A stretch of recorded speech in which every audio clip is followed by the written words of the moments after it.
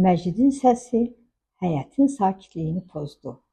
Qucağında 3 aylıq körpə ilə qapıdan içəri girəndə sifətindən acizlik yağırdı.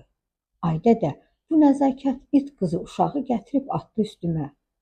Deyirsən ki, məni boşadın, qızına da özün bax. Tahir kişi yerindən dik atıldı. Başları düyünləndi, zəhimli səsi otağa yayıldı. Sən nə danışırsan? Körpə uşağa necə baxarsan?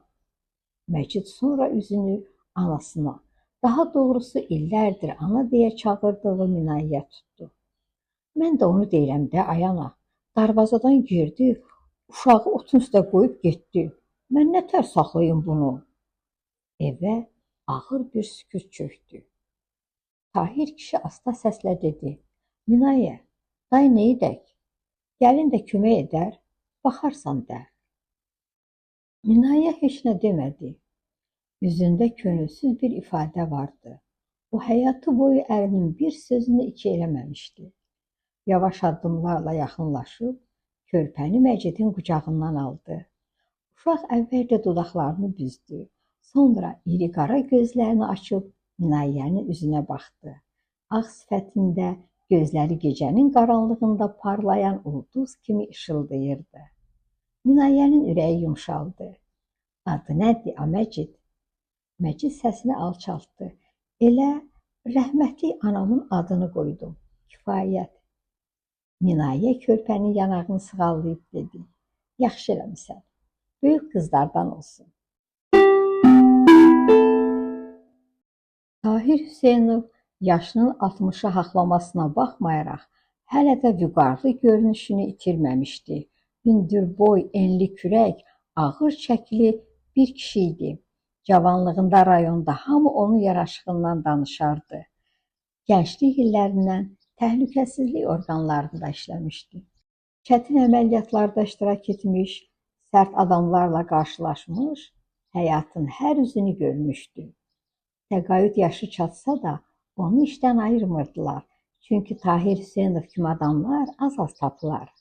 Elə buna görə də onu həbsxanaya rəis təyin etmişdilər. O elə adam idi ki, harda işləsə, işə can yandırardı. Şəhərdə onun adı çəkiləndə Tahir Hüseynov düz adamdır deyirdilər. Çörəyi halal kişidir. Onun bu hörmətinə baxmayaraq, indi evində baş verənlər onu çox incidirdi. Məcid, Tahir Hüseynovun birinci arvadından olan oğlu idi. Məcidin təzəcə 2 yaşı olmuşdu ki, anası Kifayət sarılıq xəstəliyinə tutulur. O illərdə nə indiki kimi dərman vardı, nə də vaxtında düzgün müalicə. Bir payız səhəri Kifayət gözlərini əbədi yumdu. Tahir Hüseynov Minayə ilə evləndi. Minayə təbiətən çox sakit qadın idi. Ürəyi təmiz, niyyəti saf idi. Elə bil dünyaya uşaq sadəlövhlüyü ilə baxırdı. Kimsənin paxıllığını çəkməz, qeybətini etməzdi. Minayə heç vaxt Məcidə ögey gözlə baxmamışdı. Məcid isə çox nadinc, od alov kimi bir uşaq idi. Həyətdə bir dəqiqə sakit dayanmazdı. Bir baxardın tut ağacının başına çıxıb budaqları sındırıb yerə tökür. Bir baxardın toyuq cücəni qabağına qatıb bütün həyəti başına alıb. Qonşu uşaqlarla da günü dava dalaşda keçirdi. Məcidin dəcəlliyi ilə dolu günlərin birində evə yeni bir sevinç gəldi. Minayənin doğuş vaxtı çatanda Tahir onu xəstəxanaya apardı. Gecə yarısına yaxın tibb bacısı qapını açıb gülümsədi. Təbrik edirəm Tahir müəllim, ikiz oğlunuz oldu.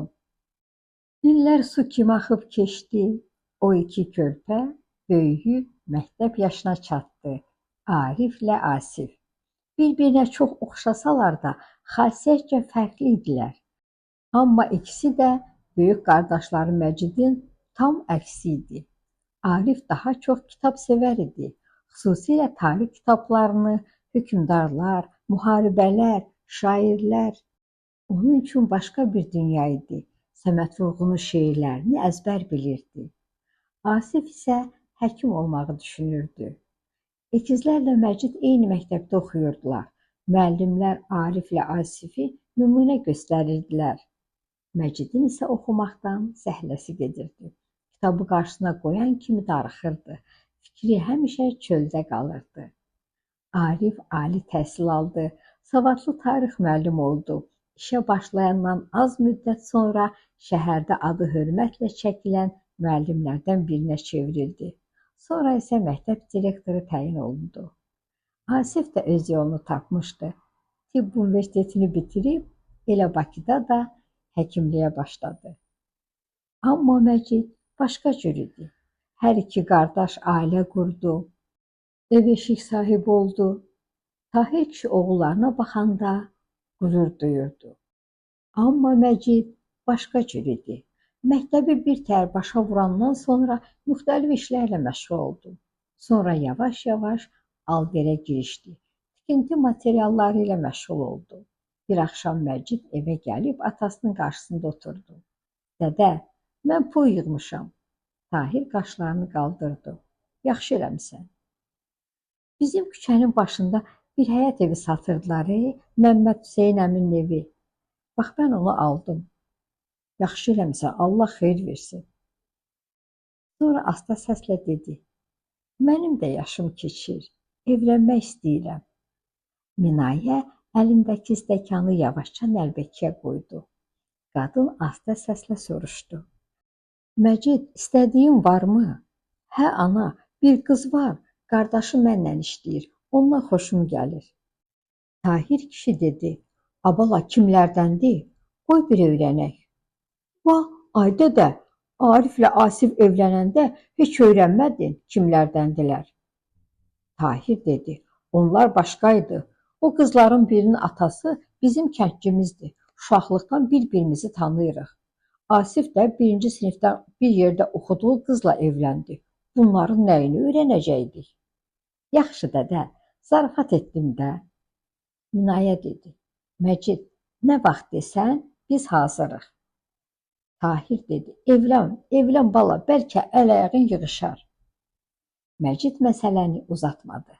Bir gün gəldi, dədə, elə həyətdə qohum qardaş yığışaq, bir qonaqlıq edək. Bitsin getsin. Tahir dedi, bəs toy? Ay dədə, mən o şeyləri sevmirəm. Qohum qardaş oldu, mənim bəsimdir. Minayə onun sözünə diqqətlə qulaq asırdı. Hiss edirdi ki, Məcid tələsir. Ürəyində dedi, Allah xeyrə calasın. Tahir isə düşündü. Allah eləsin bu uşaq, ailə qədri bilən olsun. Bir neçə gün sonra həyətdə uzun masalar düzüldü. Qohum əqraba yavaş-yavaş gəlməyə başladı. Minayə həyətdə ora-bura qaçmaqdan yorulsa da üzü gülürdü. Çünki bütün dəcəlliklərinə baxmayaraq Məcid də artıq ailə sahibi olurdu. Elə bil hər şey dünən olmuşdu. Ancaq Məcid indi qucağında uşaq gəlib. Boşanmanın səbəbi isə Məcid bir rus qızına aşiq olmuşdu. Məcidin qucağında gətirdiyi o körpə əslində onun öz səhvlərinin nəticəsi idi. Beləcə balaca Kifayət nənə babasının yanında qaldı. Məcid isə vaxt tapanda gəlib, tələm-tələsik uşağa baş çəkib, tələsik də çıxıb gedirdi. Bu balaca qız isə gündən-günə böyüyürdü. Atasına çəkmişdi, diribaş idi. Bir yerdə duruş gətirməyən bir uşaq idi. İllər keçdikcə Kifayət gözəl bir qıza çevrilirdi. Qara qıvrım saçları çiyinə tökülürdü.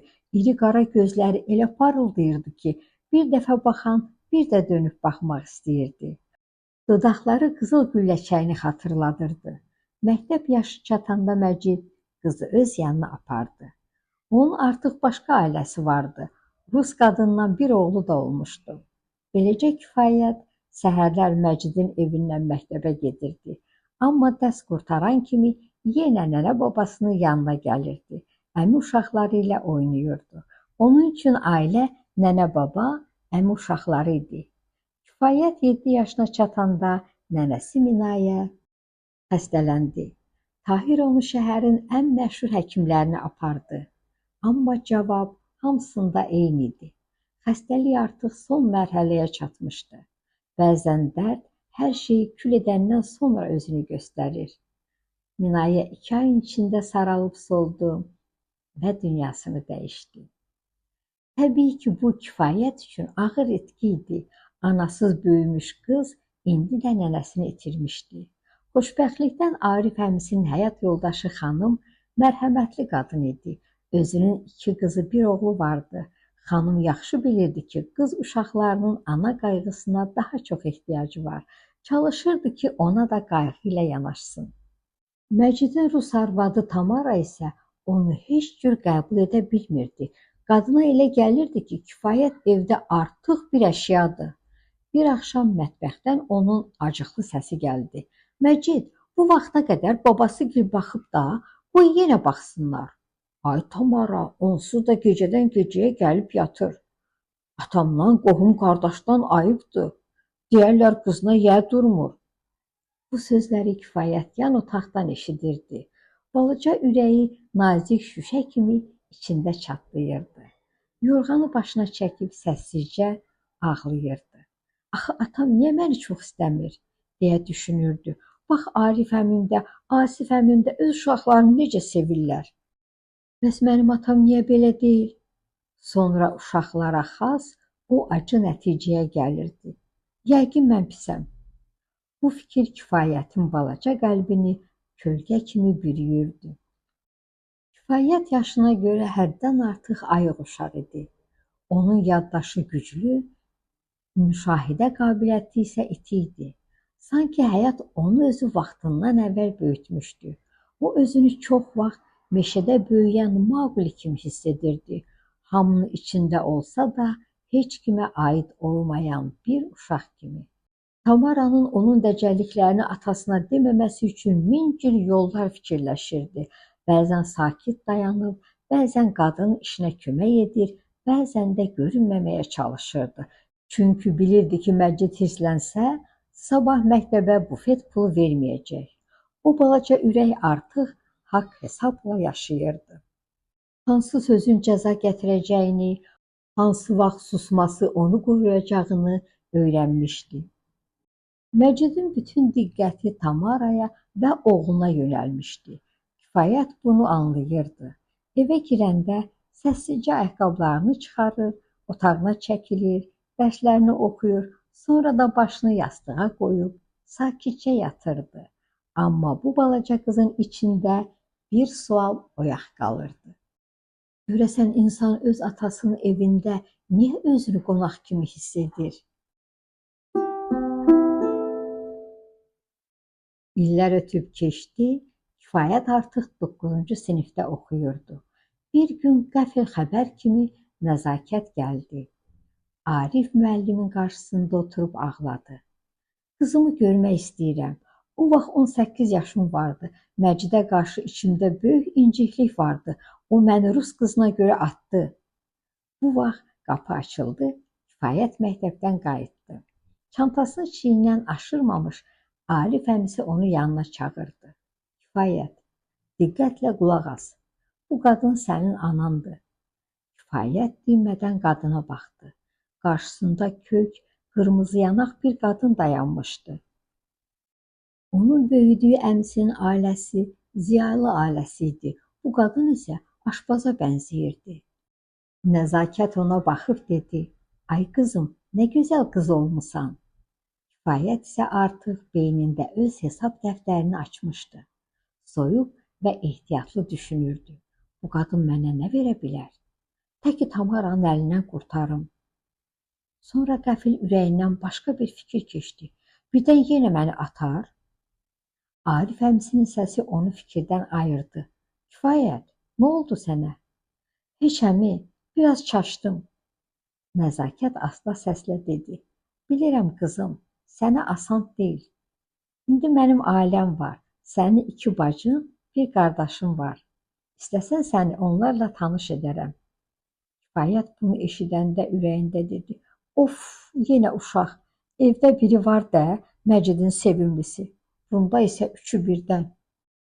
Sakitcə əmisinin yanında dayanıb, başını aşağı saldı. Yox, hələ istəmirəm. Nəzakət başını yığaladı. Yaxşı qızım, başa düşürəm. Hansı məktəbdə oxuyursan? Burada, evin yanında 22 nömrəlidə. Bir həftə sonra Nəzakət məktəbə gəldi. Kifayət tənəffüsdə sinif yoldaşları ilə dəhlizdə dayanmışdı. Qadın əlində balaca bükülü yaxınlaşdı.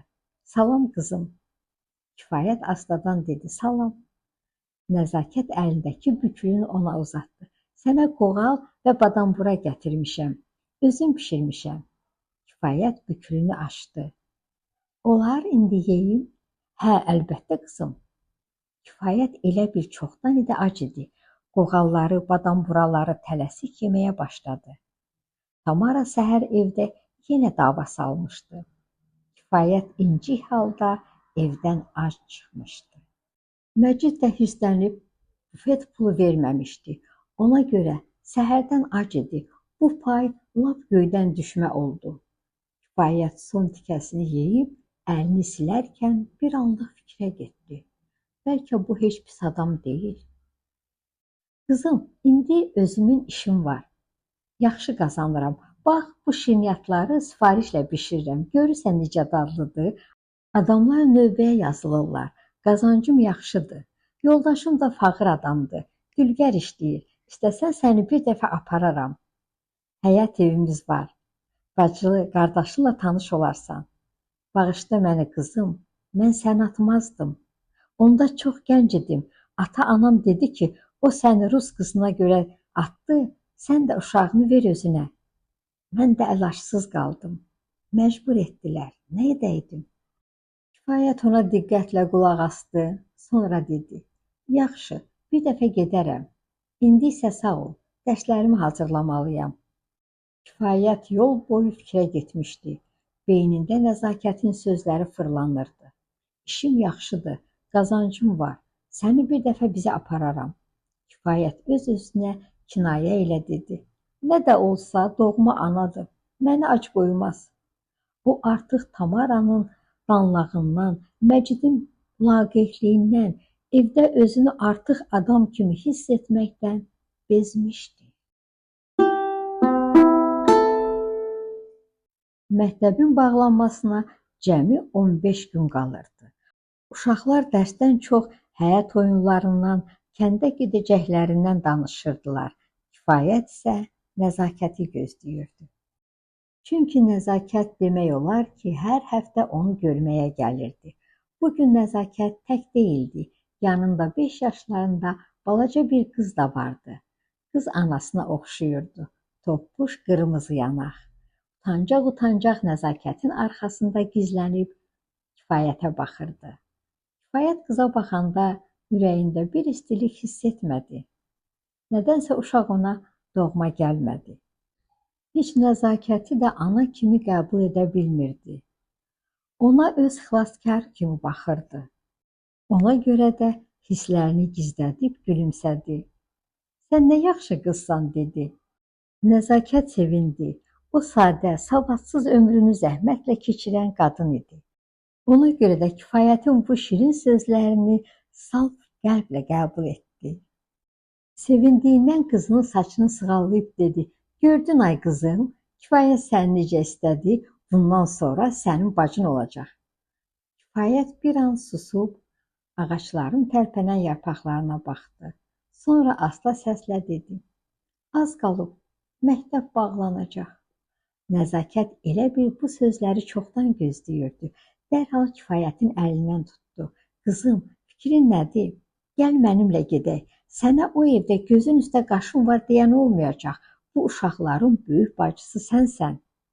Onun səsində yalvarış da var idi, məhəbbət də. Nəzakət illər əvvəl etdiyi günahını yumağa çalışırdı. Ona görə də əlindən gələni etmək istəyirdi. Doğrudan da Kifayətə fərqli bir gözlə baxırdı. Bu qız həm gözəlliyi, həm də ədəb ərkanı, incə davranışı ilə o bir uşaqlarına bənzəmirdi. Nəzakət bəzən gizlincə ona baxıb fikirləşirdi. Bu qız kimə oxşuyur belə? Kifayət bütün bunları əlbəttə ki, nə Məciddən, nə də Tamaradan görüb götürmüşdü. O evdə sevgi də yox idi, ədəb-ərkan da. Onun gözündə əmisi Arif və arvadı xanım onun ailəsi idi. Nəhayət, sonuncu dərs günü gəlib çatdı. Kifayət tezdən oyandı. Səssizcə əl üzünü yudu. Evdə yenə Tamaranın deyinməsi eşidilirdi. Kifayətin o səsi eşitməyə taqəti qalmamışdı. Yemək yemədi. Sadəcə məktəb paltarını geyinib çantasını götürdü. Amma getməzdən əvvəl gecədən hazırladığı bir kağızı yastığın üstünə qoydu. Kağızda cəmi bir cümlə yazılmışdı. Mən anamın yanına gedirəm. Bu kağız illərlə içində yığılıb qalan incikliyin, kimsəsizliyin etirazı idi. Qapını astaca bağlayıb evdən çıxdı. Kifayət məktəbin həyətinə çatanda nəzakət artıq onu gözləyirdi. Köhnə skamyanın yanında dayanmışdı. Üzündə qəribə bir həyəcan vardı. Sanki illərlə itirdiyi bir şeyi geri almağa gəlmişdi. Kifayət yaxınlaşanda nəzakətin üzü güldü. Sabahın xeyir, necəsən qızım? Kifayət çantasının qayışını bərk sıxıb sakit səslə dedi. Sabahın xeyir, yaxşıyam. Gedək. Nəzakət bu sözü eşidəndə elə bil üstündən ağır bir yük götürüldü. Gedək qızım, gedək, dedi. Onun gözləri doldu. Birlikdə məktəbin həyətindən çıxanda Kifayət dönüb binaya baxdı. Bu bina onun uşaqlığının şahidi idi. Həm sevincinin, həm də gizli gözyaşlarının. Nəzakətin evi doğrudan da böyük həyətli bir ev idi. Həyətin bir tərəfində meyvə ağacları vardı. Ərik, alça, tut ağacları ağırlığından budaqlarını hasarın üstünə aşırmışdı. O biri tərəfdə isə səliqə ilə düzülmüş gül dibçəkləri görünürdü. Ev özü köhnə olsa da baxımlı, təmiz idi. Pəncərələrin şüşələri par-par yanır. Ağ pərdələr küləklə birlikdə yırğalanırdı. Hər yerdə bir səliqə səhman vardı. Qapıya yaxınlaşanda Kifayətin burnuna yeməyin ətri gəldi. Təndir çörəyinin, bir də samavar çayının qoxusu həyətə yayılmışdı. Nəzakət qapını açıb sevincək dedi. Gəl qızım, gəl, indi bura sənin də evindir. Kifayət astaca içəri keçdi. Otaqda 3 uşaq, bir kişi onu gözləyirdi. Nəzakətin dediyi kimi əri fağır, sakit adam idi. Adı Yaşardı. Əlləri zəhmətdən codlaşmışdı. Yaşar qabağa çıxıb, xoş gəlmisən qızım, dedi. Kifayət başını yüngülcə tərpətdi. Çox sağ olun. Sonra gözücü uşaqlara baxdı. Üçü də bir-birinə oxşayırdı. Toppuş, yumru sifətli, qırmızı yanaqlı. Kifayət isə onların yanında tamam başqa cür görünürdü. Arıq, incə bədənli, uzun boylu idi. Çiyinlərinə tökülən qara saçları onu daha da yaraşıqlı edirdi. Elə bil bu sadə evdə birdən-birə model peyda olmuşdu. Böyük qız anasının qulağına pıçıldadı. Ana, Kifayət lap kino aktrisalarına oxşuyur, hə? Nəzakət qürurla gülümsədi. Əslində, Kifayətin bu gözəlliyi heç də təsadüfi deyildi. O adını daşıdığı nənəsinə çəkmişdi. Kifayətə baxan yaşlı qohumlar tez-tez deyirdilər. Ay Allah, elə bil rəhmətli Kifayətin cavanlığıdır. Təbii ki, Kifayət özünü bu evdə yad hiss edirdi. Hamı ona mehriban münasibət bəsləsə də, bu evin davranışı, bu havası onun öyrəşdiyi həyatdan tamamilə fərqli idi. İlk günlər neçə dəfə istəmişdi ki, geri qayıtsın. Sonra Tamaranın sifəti gözünün qabağına gəlirdi. O soyuq baxışlar, qəzəbli səs, hər gün eşitdiyi acı sözlər Kifayət diksinib fikrini dəyişirdi. İnsan yeni ailəyə birdən-birə alışmır axı. O illərlə sevgiyə möhtac böyüsə də, indi gördüyü qayğı belə onu qıcıqlandırırdı. Günlərin bir günündə sanki bəxt quşu özü uçub Nəzakətgilin həyətinə qondu. Günorta həyət qapısı döyüldü. Uşaqlar qaçıb qapını açdılar. Asim, Asim gəldi, Ayana, Asim gəldi. Asim, Yaşarın qardaşı oğlu idi. Bu il məktəbi bitirib universitetə imtahan verməyə gəlmişdi. O uca boylu, qara buğdayı, kənd havası hələ üstündən silinməmiş, yaraşıqlı bir gənc idi. Yaşar onu görən kimi sevindi. Gəl Asim, xoş gəlmisən. Səs güyə Kifayət də evdən çıxdı. Həyətə endiyi an Asimlə üz-üzə gəldi. Bir anlıq hər ikisi dayandı. Asim onu görən kimi içində bir səs ona dedi: "Bu qız səni dəli edəcək."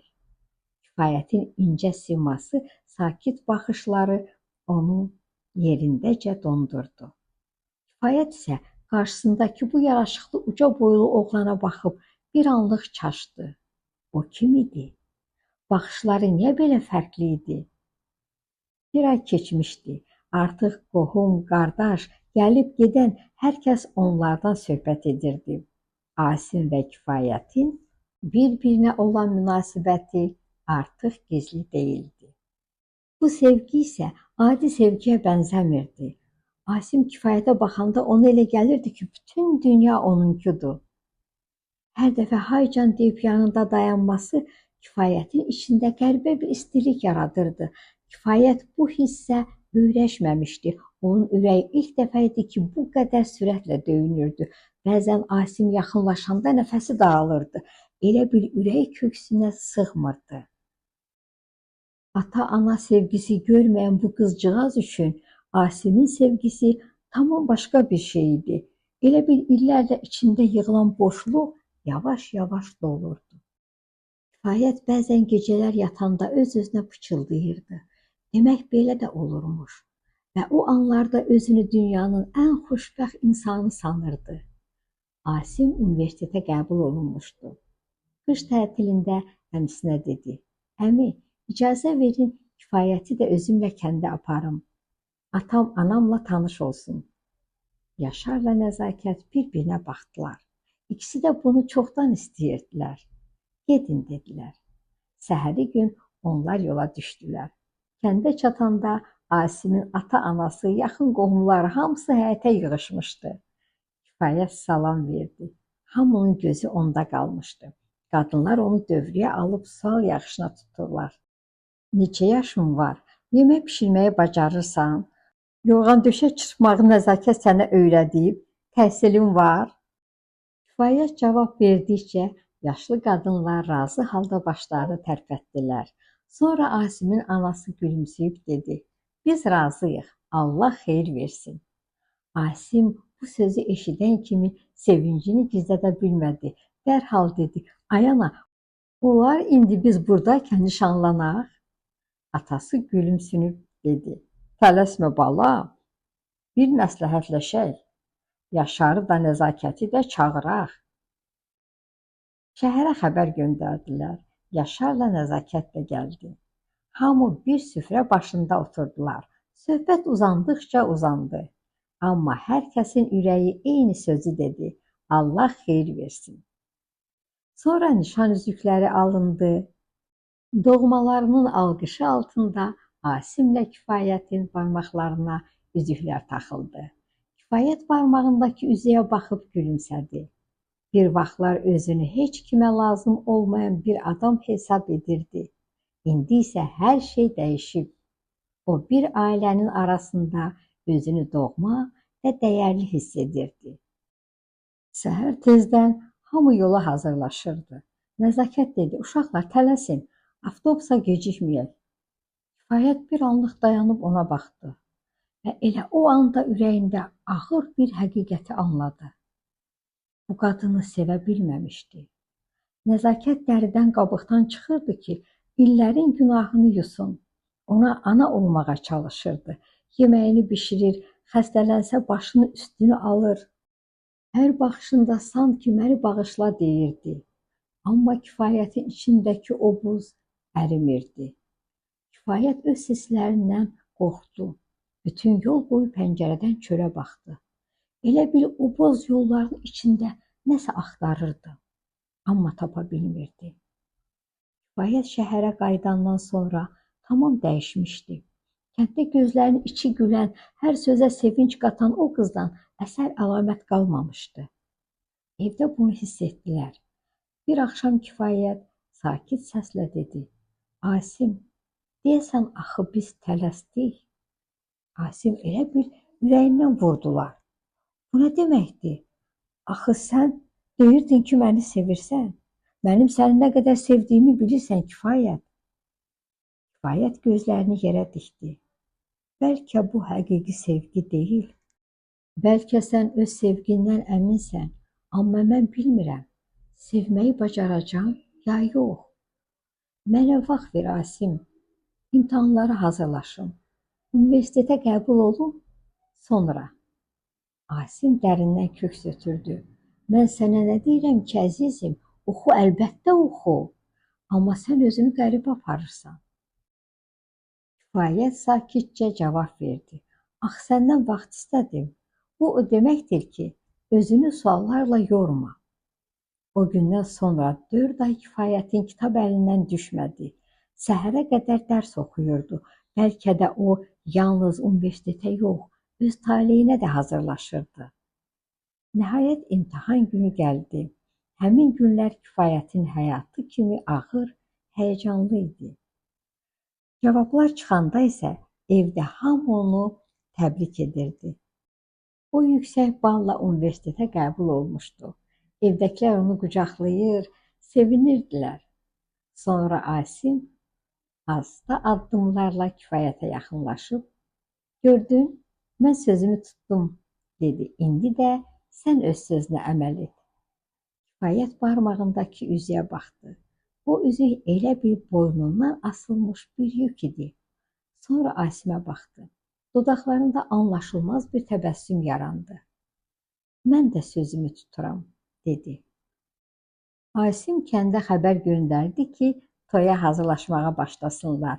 Bu xəbəri kənddə eşidən kimi hamı yığışıb məsləhətləşdi. Axırda qərara gəldilər ki, toy payızda, oktyabr ayında olsun. Havalar sərinləşsin, hamı da çöldə, bayırda olan işlərini bitirsin, toya rahat hazırlaşsın. Bu xəbər şəhərə çatanda Asim sevinç içində idi. O artıq günləri sayırdı. Kifayət isə xəbəri eşidəndə içində bir rahatlıq hiss etdi. Heç nə demədən pəncərənin qabağında dayanıb küçəyə baxdı. Payız hələ uzaqda idi. Yayın isti nəfəsi şəhərin asfalt küçələri ilə gəzirdi. Kifayət asta səslə öz-özünə pıçıldadı. Hələ vaxt var. Bu sözlər sadə səslənsə də içində gizli bir ümiddən xəbər verirdi. Bəlkə qərarını dəyişər, bəlkə ürəyi alışardı.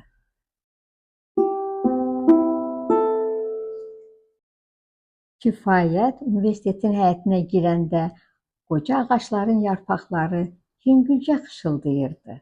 Tələbələrin səsi həyəti bürümüşdü. Birinci kursları böyük zala yığıb iclas keçirirdilər. Müəllimlər danışır, qaydaları izah edir, oxumağın məsuliyyətindən söz açırdılar. İclas bitəndən sonra o, lazım olan kitabların adını dəftərinə köçürdü. Universitetdən çıxanda fikirləşdi ki, kitabları alıb evə getsin. Yolüstü bir fəvvarənin yanından keçəndə dayandı. Şırhaşır axan suyun səsi ona qəribə bir sakitlik gətirdi. Ətrafdakı skamyalardan birinə yaxınlaşıb oturdu. Fəvvarəyə baxıb düşündü. İnsanın həyatı da bu su kimidir. Gah sakit axır, gah da çırpına-çırpına daşlara dəyir. Fəvvarənin yanında yaşlı bir kişi asta addımlarla gəzişirdi. Kifayət çantasını qucaqlayıb fikrə getmişdi. Birdən kişi ehtiyatla yaxınlaşıb soruşdu. Otura bilərəm, xanım qız. Buyurun. Yaşlı kişi əyləşdi. Bir neçə saniyə susdu. Sonra kişi qəfil soruşdu. Səni incidən nədir? Kifayət gözləmədiyi bu sualdan pərt oldu. Siz hardan bildiniz? Yaşlı kişi gülümsədi. Vay, üzr istəyirəm. Psixologiya üzrə elmlər doktoru Cəmil Əhədzadə. Sadəcə indi təqaüddəyəm. Kifayət özünü toparlayıb dedi. Bu uzun söhbətdir, vaxtınızı almayım. Cəmil müəllim əlini yellədi. Təqaüddəyəm, rahat otur və danış. Bu sözlər Kifayətin içindəki gizli qapını açdı. Dərindən bir ah çəkdi. Sonra uşaqlığından başladı.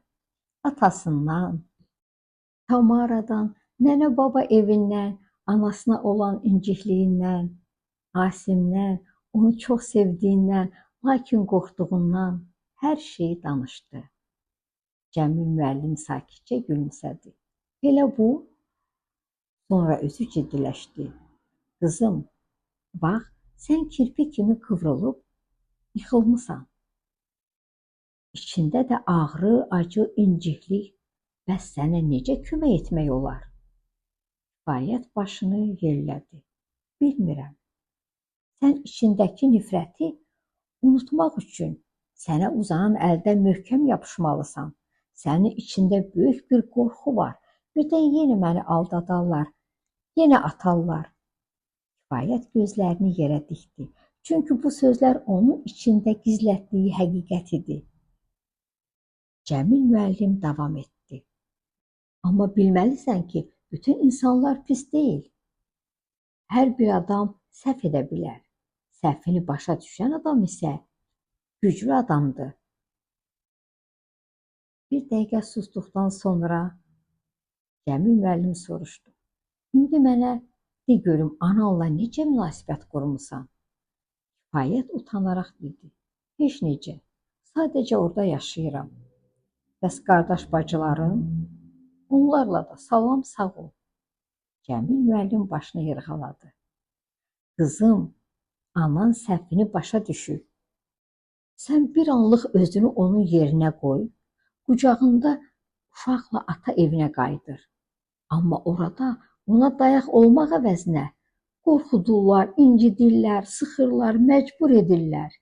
Gücsüz, köməksiz gənc qadın çıxış yolu axtarır və səhv addım atır. Amma ana ürəyi ilk övladını unutmur.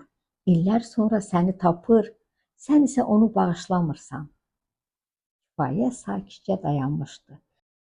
Elə bil illərlə özünü qorumaq üçün içində gizlətdiyi şüşə kolba əvvəlcə nazik bir xətlə çatladı. Sonra isə qəfil sınaraq parça-parça yerə töküldü. Kifayət o sınmış şüşələrin arasından boylanan başqa bir kifayəti gördü. O kifayət qorxurdu, ağlayırdı, nifrət edirdi, qəzəbdən içi alışıb yanırdı. Kifayət asta addımlarla ona yaxınlaşdı. Elə bil öz balaca yaralı balasını qucaqlayırdı. Ağlama, qorxma deyə pıçıldadı. Mən buradayam. İlk dəfə idi ki, o özündən qaçmırdı. İlk dəfə idi ki, içindəki o yaralı uşağın səsini eşidirdi. Cəmil müəllim isə susaraq ona baxırdı.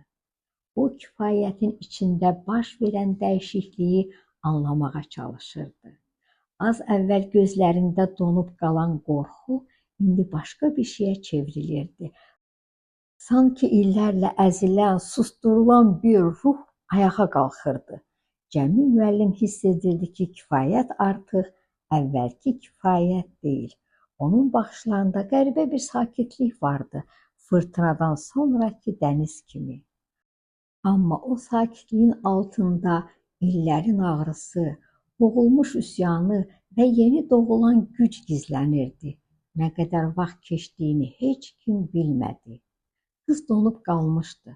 Nə danışır, nə də tərpənirdi. Baxışları boşluğa sancılmışdı. Cəmil müəllim isə tələsmirdi. Səbirlə ona baxırdı.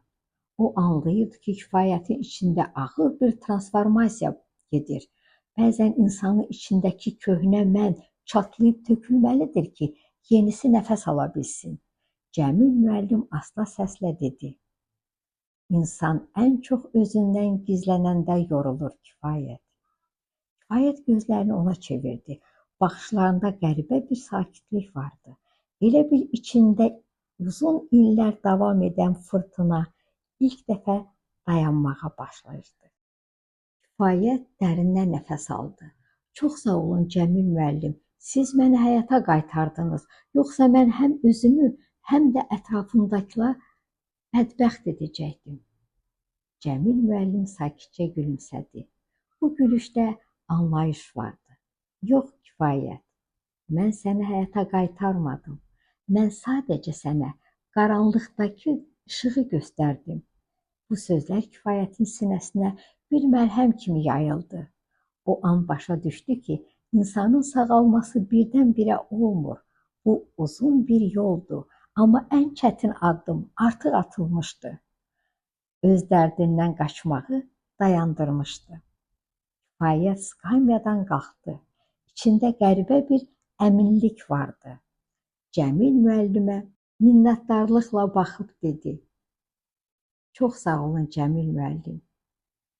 Sonra sanki ürəyində uzun müddətdir qıfıllı qalan bir qapını açırdı. "Cəmil müəllim, mən indi mütləq anamı görməliyəm."